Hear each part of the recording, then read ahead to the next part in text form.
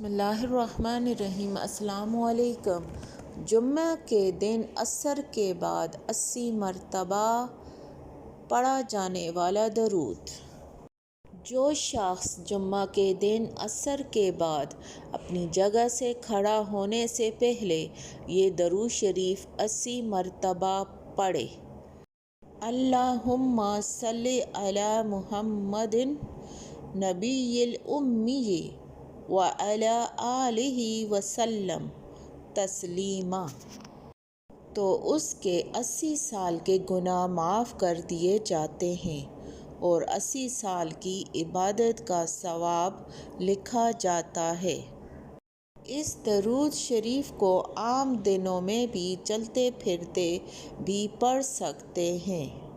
سیدنا انس بن مالک رضی اللہ عنہ فرماتے ہیں کہ رسول اللہ نے فرمایا، جمعہ کے دن اور جمعے کی رات مجھ پر کثرت سے درود بھیجا کرو، بس جو مجھ پر ایک دفعہ درود بھیجتا ہے اللہ اس پر 10 رحمتیں نازل فرماتا ہے۔